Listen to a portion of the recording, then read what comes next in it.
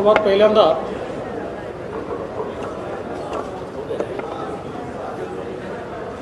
मी press क्लबचं अतिशय मनापासून आभार मानतो।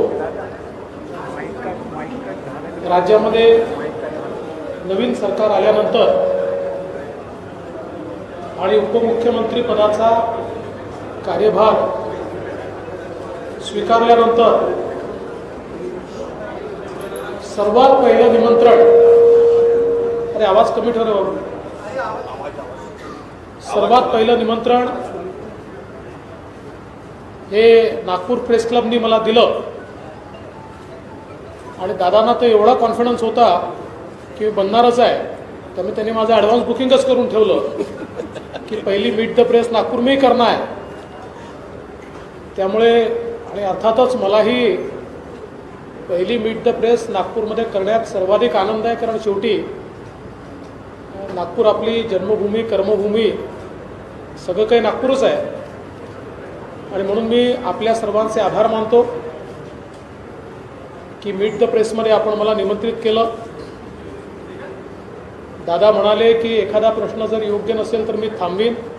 दादा कुठलाच प्रश्न थांबवू नका, सगळ्या प्रश्नाचे उत्तर द्यायला मी सक्षम आहे। मात्र मला एक गोष्टीची माहिती आहे की जे नागपूरकर आहेत ते ज्याला पाहुणा म्हणून बोलवतात त्याची इज्जत ठेवतात, त्यामुळे त्याला चुकीचे प्रश्न कोणीच विचारणार नाही आणि अडचणीत तर नागपूरकर मला नक्कीच आणणार नाही। आज खरं म्हणजे कालच आम्ही विश्वासमत प्रस्ताव प्रचंड बहुमताने जिंकलेला आहे। 164 लोक आमच्या बाजूने होते आणि त्याच्या विरोधात केवळ 99 लोक, अशा प्रकारचं एक लँडस्लाइड विक्ट्री ट्रस्ट वोटमध्ये विश्वासमत प्रस्तावामध्ये आमच्या युतीच्या सरकारला या ठिकाणी मिळाला आहे। खरं तर महाराष्ट्रामध्ये 2019ला जनतेनं भारतीय जनता पार्टी शिवसेना युतीला मॅन्डेट दिलं, पण आमचं मॅन्डेट हे छदमीपणे पळवून नेण्यात आलं आणि एक अनैसर्गिक अशा प्रकारचं अलायन्स तयार झालं। हे अलायन्स जेव्हा तयार झालं त्याचवेळी मी सांगितलं होतं की असं अलायन्स फार काळ काही या ठिकाणी चालत नाही, परंतु मला या गोष्टीचं कुठलाही खेद नव्हता की मला मुख्यमंत्री होता आलं नाही। सरकारनं आल्याचं दुःख याकरता होतं की आलेल्या सरकारने महाराष्ट्राच्या विकासाच्या गतीला पूर्णपणे आळकाठी लावून रोड ब्लॉक्स तयार केले होते आणि त्यामुळेच आपण बघितलं असेल विकासाचे सगळे प्रोजेक्ट्स थांबवण्यात आले, शेतकरी हिताचे प्रोजेक्ट्स थांबवण्यात आले, इंडस्ट्रियल ग्रोथवर कुठेतरी त्या ठिकाणी एक त्याचा परिणाम झाला आणि विशेषतः मी वारंवार ज्याचा उल्लेख करायचो की विदर्भ आणि मराठवाडा या मागास भागावर प्रचंड अन्याय या सरकारनं त्या सरकारनं सुरू केला होता। वैधानिक विकास मंडळं संपवले, प्रोजेक्ट संपवले, इंडस्ट्रियल विजेची सबसिडी चेंज करून टाकली आणि म्हणून मला सरकार गेल्याचं मुख्यमंत्री पद गेल्याचं दुःख नव्हतं, पण माननीय मोदीजींच्या 5 ट्रिलियन इकॉनॉमीमध्ये 1 ट्रिलियन इकॉनॉमी बनवून महाराष्ट्र जे कॉन्ट्रीब्युशन देऊ शकला असता आणि सामान्यांची स्वप्न पूर्ण करू शकला असता, तो महाराष्ट्र कुठेतरी थांबला याचं दुःख मला रोज असायचं। आणि म्हणूनच आपण बघितलं की एक सक्षम विरोधी पक्षनेता म्हणून मी 2.5 वर्ष काम केलं। कोरोनाच्या काळात देखील एकही दिवस घरी बसलो नाही। प्रत्येक जिल्ह्यामध्ये, जिल्हा रुग्णालयामध्ये, ICUमध्ये त्या ठिकाणी जाऊन जीवाची पर्वा न करता लोकांना सुविधा मिळाली पाहिजे हा प्रयत्न केला. मला देखील कोरोना झाला. कोरोना झाल्यानंतर त्यावेळेस मी घोषित केलं होतं की मी सरकारी हॉस्पिटलमध्येच त्या ठिकाणी ॲडमिट होईल, कारण जर सामान्य माणूस सरकारी हॉस्पिटलला ॲडमिट होऊन बरा होतो तर आम्ही काय उदाहरण त्याच्यासमोर ठेवणार आहोत. आणि म्हणून मी सरकारी हॉस्पिटलला ॲडमिट झालो, कोरोनातनं बरा झालो. बरा झाल्यानंतर 7व्या दिवशी बाहेर पडलो, पुन्हा महाराष्ट्राचा दौरा केला. आणि म्हणून सक्षम विरोधी पक्षनेता म्हणून काम करत असताना या सरकारमधला अंतर्विरोध हा रोज मला दिसत होता. विशेषतः शिवसेनेमधलं अस्वस्थता ही दिसत होती. सरकार बनलं होतं, मंत्री बनले होते, पण रोज त्यांच्यासमोर हा प्रश्न असायचा की उद्या लोकांसमोर गेल्यानंतर काय सांगायचं. बाळासाहेबांनी जे हिंदुत्व या महाराष्ट्रात आणि देशामध्ये प्रत्यक्षात आणून दाखवलं, त्याच्यापासनं पूर्ण फारकत घेऊन आणि बाळासाहेबांनी ज्यांच्याबद्दल असं म्हटलं की त्यांच्यासोबत काँग्रेस राष्ट्रवादीसोबत मला जावं लागलं तर शिवसेनेचं दुकान बंद करील, त्यांच्यासोबत आपली पार्टी चालली आहे, ही अस्वस्थता प्रचंड जाणवत होती. आणि त्यातच त्या अस्वस्थतेत शिवसेनेच्या जोरावर इतर पक्ष कसे मजबूत होत होते हे शिवसेनेचे आमदार, खासदार, नेते आणि कार्यकर्तेही बघत होते.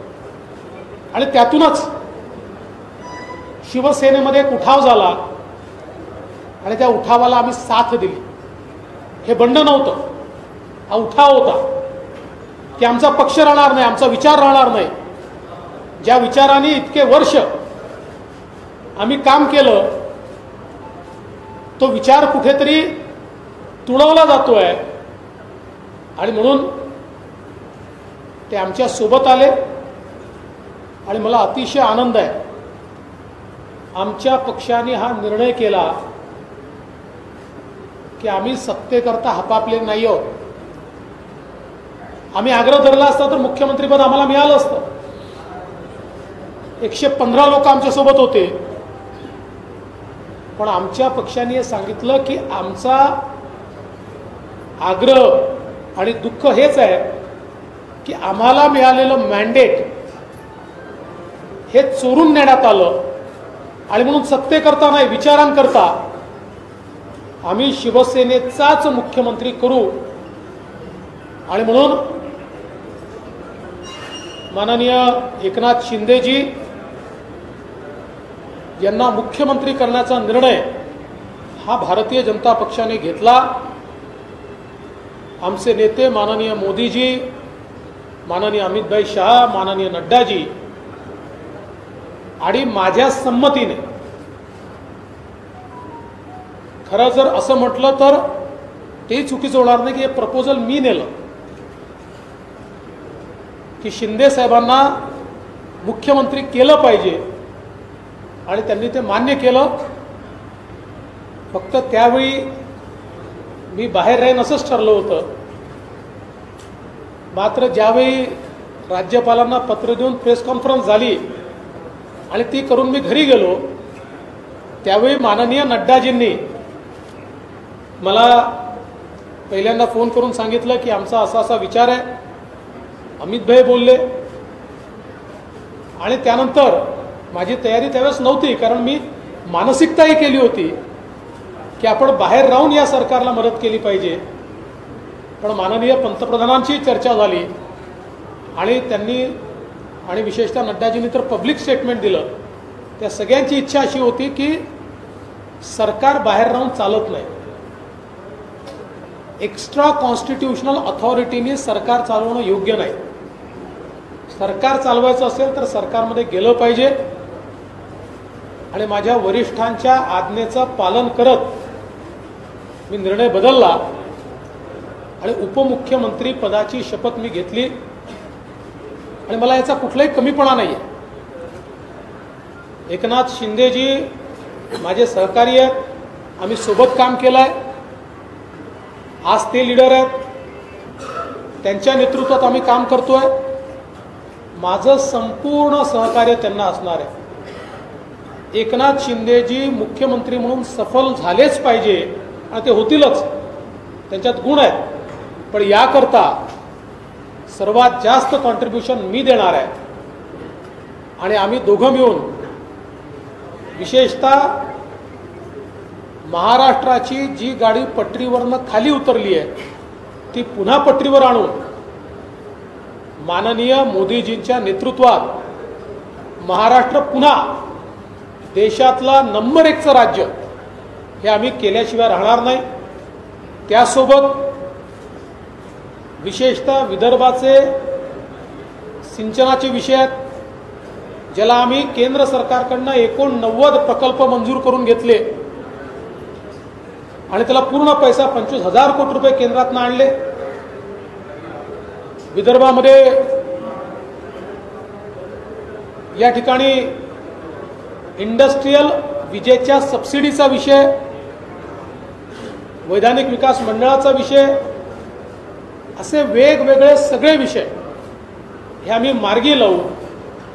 मी आज नागपूरमध्ये असल्यामुळे नागपूरवरनं मी हे सांगतो की आता पुन्हा एकदा महाराष्ट्रामध्ये विदर्भ, मराठवाडा आणि उत्तर महाराष्ट्राच्या मागास भागाचा विचार करणारं, त्यांच्या पाठीशी ताकदीनं उभं राहणारं सरकार आलेलं आहे आणि मागच्या 5 वर्षात आम्ही हे दाखवून दिलं. आणि हे करत असताना महाराष्ट्राच्या इतर भागांवर, पश्चिम महाराष्ट्रावर, कोकणावर आम्ही अन्याय होऊ दिला नाही. त्यामुळे सर्वंकष अशा प्रकारचा विकास हा येत्या काळामध्ये या सरकारच्या माध्यमातून आपल्याला निश्चितपणे पाहायला मिळेल, अशा प्रकारचा विश्वास आपल्या सर्वांच्या माध्यमातून मी देतो. आणि माझं बोलणं संपवून आपल्या मनात काही प्रश्न असतील तर ते आपण जरूर विचारा. अरे रुको भाई, हिंदी हिंदी हिंदी हिंदी एक जी जी एट अ टाइम एक ही लोग बोले, इतना लोग बोलेगा तो नहीं होगा. हाँ,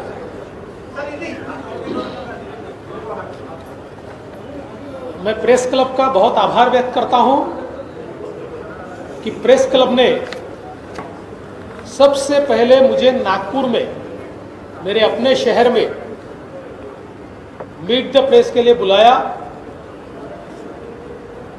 और आप सभी का आभार व्यक्त करता हूं कि आप सभी ने पिछले समय भी बहुत प्यार दिया और आगे भी आपका ऐसा ही सहकार्य मिलेगा, ये मेरा विश्वास है. आज महाराष्ट्र में फिर एक बार युति की सरकार हमने स्थापित की है. एकनाथ शिंदे जी हमारे मुख्यमंत्री है, मैंने उप मुख्यमंत्री की शपथ ली है और कल हमारी सरकार ने एक लैंडस्लाइड विक्ट्री, ये विश्वास मत प्राप्त करते हुए की है. 164 वोट हमारी सरकार की ओर पड़े हैं और मात्र 99 वोट विरोधी पार्टी को, 3 पार्टियों को मिलाकर, वैसे 2 ही पार्टी समझ लीजिए, को मिलाकर वहां पर मिले हैं और अब पूरे बहुमत के साथ हमारी सरकार चलेगी. 2009 में मैंडेट बीजेपी शिवसेना को मिला, किंतु जनता का मैंडेट चोरी हो गया और कुछ लोगों ने उसको चुराकर एक बगैर मैंडेट की सरकार तैयार की. 2.5 साल तक ये सरकार भगवान भरोसे चलती रही. सरकार महाराष्ट्र में अस्तित्व में नहीं थी. भ्रष्टाचार चरम सीमा पर था. भ्रष्टाचार के आरोप में, दाऊद के संबंध के आरोप में मंत्री जेल जा रहे थे और ऐसे समय मेरा दुख ये था, सरकार गई इसका दुख नहीं था, मैं मुख्यमंत्री नहीं हूं इसका दुख नहीं था, दुख इस बात का था कि आदरणीय प्रधानमंत्री मोदी जी के नेतृत्व में देश जिस रफ्तार से जा रहा था और उस रफ्तार में एक इंजन का काम महाराष्ट्र कर रहा था, कहीं ना कहीं वो इंजन बंद हो गया, वो रुक गया, वो धीमा हो गया। इसका दुख मुझे रोज होता था। प्रोजेक्ट्स बंद, हमारे इंडस्ट्रियल ग्रोथ उसमें भी गति धीमी हो गई, किसानों की योजनाएं बंद हो गई। विशेष रूप से विदर्भ और मराठवाड़ा जैसे हमारे पिछड़े इलाकों के ऊपर एक अन्याय की मालिका शुरू हुई और ऐसे समय मैं लगातार संघर्ष करता रहा। भारतीय जनता पार्टी के हमारे 106 विधायक पूरी ताकत से हमारे साथ रहे और हमने एक टीम के रूप में इस सरकार के खिलाफ एक संघर्ष खड़ा किया। लेकिन वो संघर्ष करते करते मेरे ये ध्यान में आने लगा कि सरकार में अंतर्विरोध तो है ही, लेकिन सरकार की सबसे बड़ी पार्टी शिवसेना, इसमें सबसे बड़ा अनरेस्ट है, इसमें सबसे बड़ा अंतर्विरोध है।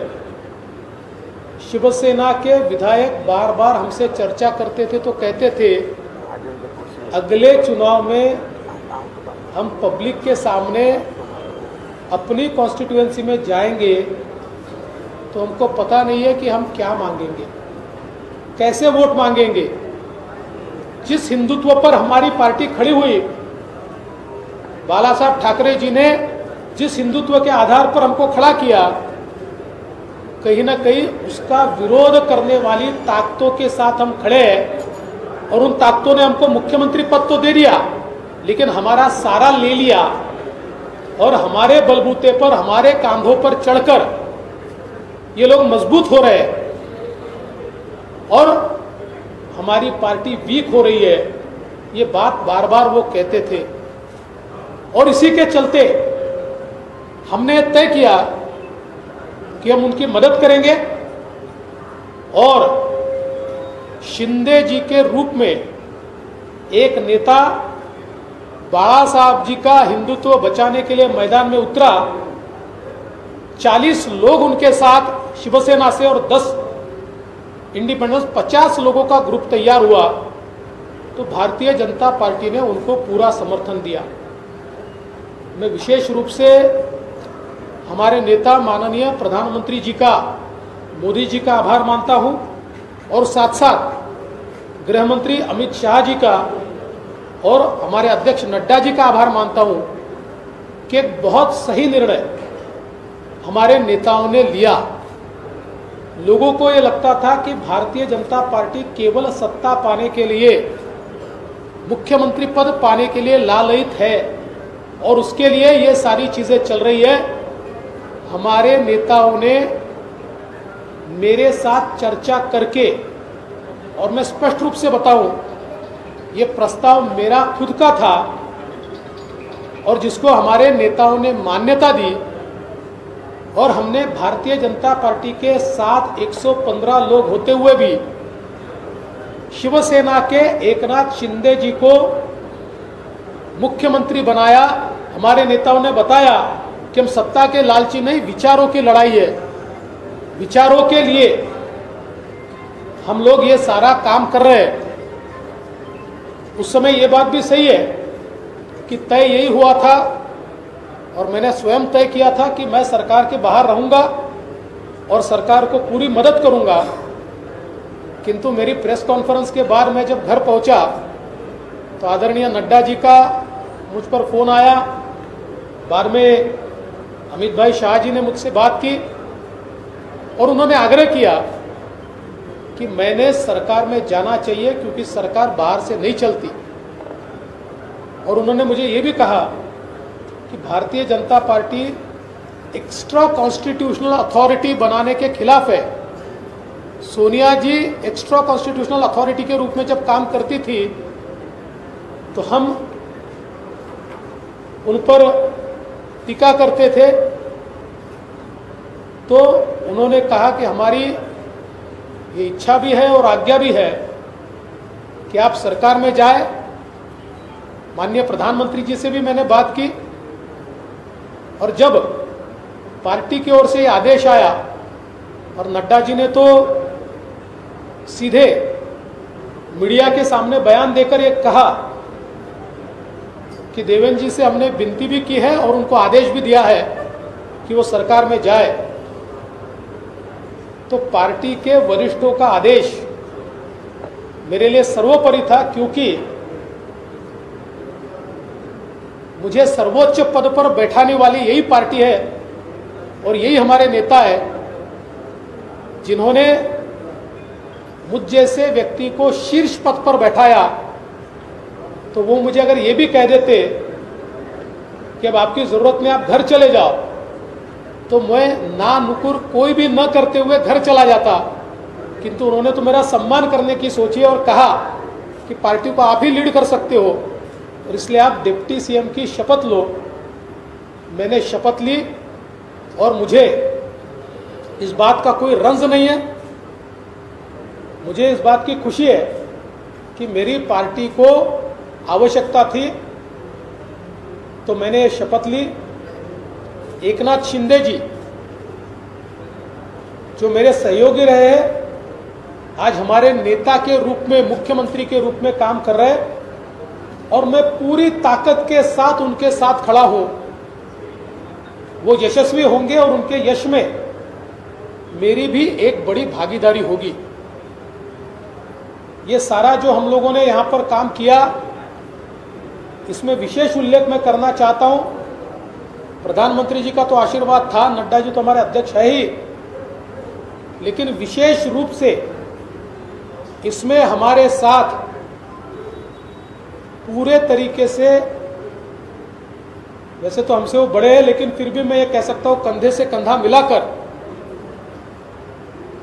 पूरी ताकत के साथ, क्षमता के साथ, और जिस निर्णय क्षमता के लिए वो जाने जाते हैं उस निर्णय क्षमता के साथ हमारे गृह मंत्री माननीय श्री अमित शाह जी पूरे इस सफर के दरमियान चट्टान की तरह हमारे साथ रहे और इसीलिए हम लोग ये कार्य कर पाए और इसलिए उनका विशेष आभार आज के समय मैं व्यक्त करना चाहूंगा। वैसे चीजें तो बहुत हैं, कभी फुर्सत में पूरी स्टोरी भी आपको बताएंगे, अभी वो समय नहीं है, किंतु मुझे लगता है कि एक सफलता के साथ सरकार बनी है। ये सरकार 2.5 साल पूरी चलेगी, पूरी 2.5 साल ये सरकार चलेगी और नए सिरे से वापस मैंडेट लेकर चुनकर आएगी। इस विश्वास के साथ मैं आप सभी लोगों का बहुत बहुत आभार व्यक्त करता हूं।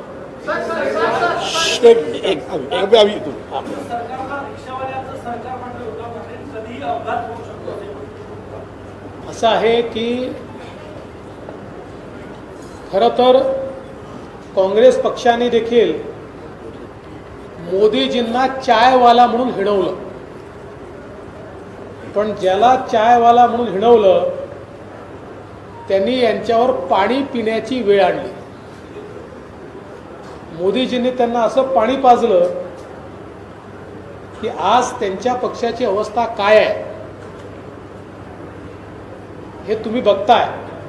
आणि जर आम्ही रिक्षेवाले असू तर आम्हाला अभिमान आहे, आम्ही पान टपरीवाले असू आम्हाला अभिमान आहे, आम्ही चहा टपरीवाले असू आम्हाला अभिमान आहे, आम्ही रस्त्यावरचे विक्रेते असू आम्हाला अभिमान आहे। कारण या देशामध्ये स्वाभिमानाने जो जगतो,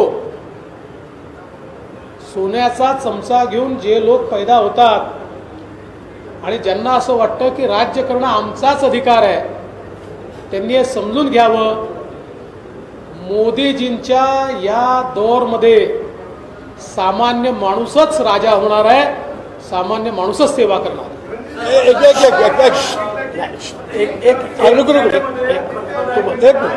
असं आहे की दादा सांगतील त्यांनी प्रश्न विचारला।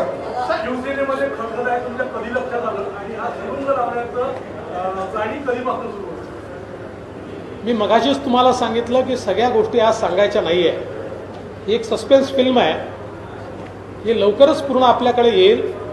पण एवढंच सांगतो, ही खतखत पहिल्या 2 महिन्यातच माझ्या लक्षात आली आणि मी त्याच्यावर नजर ठेवून होतो. आणि योग्य वेळी योग्य गोष्टी करणं यालाच राजकारण म्हणतात. सर, शरद पवार ने कहा है 6 महीने के ऊपर सरकार चलेगी. भैया वो तो बोल दिया मैंने. हो गया जवाब इसका. नहीं नहीं ये ऐसा मी निवेदन करतो, पहिले मराठी घ्या मग हिंदी घ्या. एक काल मुख्यमंत्री आज माजी मुख्यमंत्री म्हणाले की काल तुम्ही ज्या पद्धतीने माईक घेतला होता पुढे एकनाथ शिंदे यांचं तुम्ही काय काय खेचणार हे पाहावं लागेल. मला असं वाटतं ते कशाच्या संदर्भात बोलले तर मला माहिती नाही. पण ते जर शिंदेजी आणि आम्ही ज्यावेळी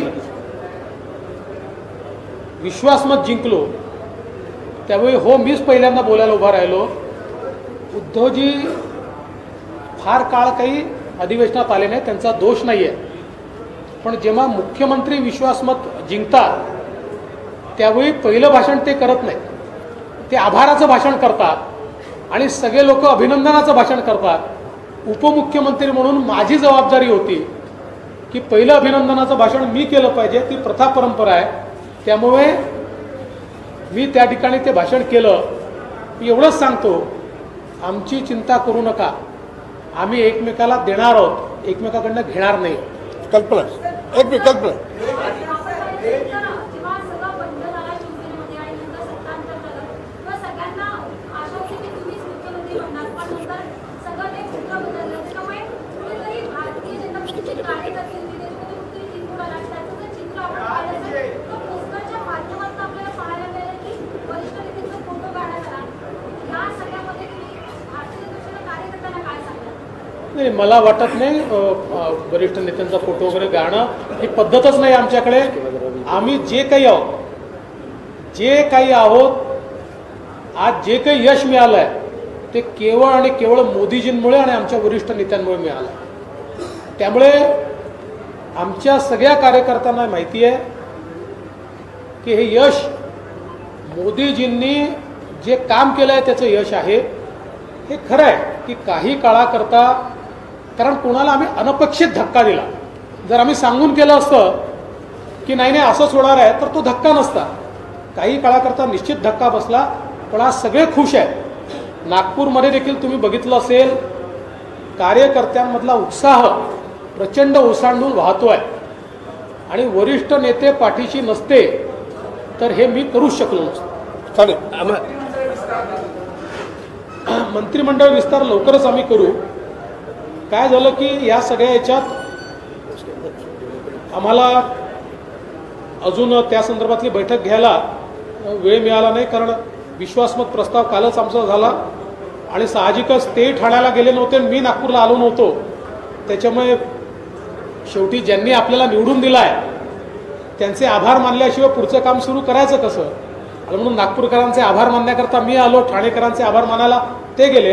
आता उद्या परवा आम्ही बसू आणि सगळा टाइम टेबल ठरवू. एक मिनिट. एक फॉर्म्युला वगैरे सगळा ठरवू. ठरला की तुम्हाला सांगू. सामन्यावर टीका करण्यात आली. अरे. काँग्रेसच्या व्यक्तीने देवेंद्र फडणवीस यांना मुख्यमंत्री होण्यापासून रोखलं की कोण आहे यावर देखील प्रश्न उपस्थित करण्यात आले. असं आहे, सामन्याला मी मुख्यमंत्री झालो नाही याचं दुःख असेल का? हा उपहास आहे. त्याच्यामुळे अशा उपहासाला उत्तर द्यायचं नसतं. एक मिनिट मॅम. महाविकास आघाडी सरकार, महाभ्रष्ट, महावसुली सरकार, त्यातीलच तुम्ही 9 मंत्री तुम्ही आपल्या सरकारमध्ये घेतले, त्यामधील 2 आमदारांवर ईडीची कारवाई आहे. कसं पाहतात? असं आहे की संपूर्ण सरकार हे भ्रष्ट आहे अशा प्रकारचा आपण म्हणतो. पण याचा अर्थ त्यातला प्रत्येक व्यक्ती भ्रष्ट असतो असा नाही आहे. शेवटी सरकार एक सामूहिक आहे आणि ज्यावेळेस या सामूहिक प्रक्रियेमध्ये भ्रष्टाचार दिसतो त्यावेळेस आपण सरकारवर आरोप करतो.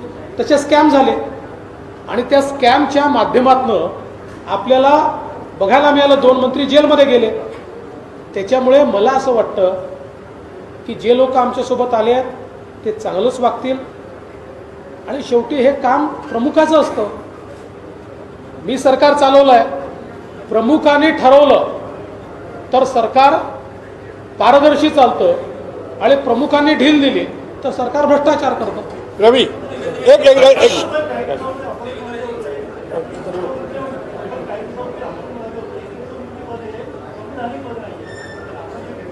मी असं कधीच म्हटलं नाही की उपमुख्यमंत्री संवैधानिक नाही. 100% संवैधानिक आहे. कारण जेव्हा तुम्ही शपथ घेता ती शपथ संविधानाची आहे. मी एवढंच सांगितलं आणि आजही सांगतो की मुख्यमंत्री हाच प्रमुख असतो. उपमुख्यमंत्र्यांनी आपण पॅरलल मुख्यमंत्री असं कधी समजू नये. तो पॅरलल मुख्यमंत्री नाही आहे. आमचे प्रमुख एकनाथ शिंदेच आहेत आणि मी उपमुख्यमंत्रीच आहे. हे सत्य मला माहिती पाहिजे. हाँ, वैभव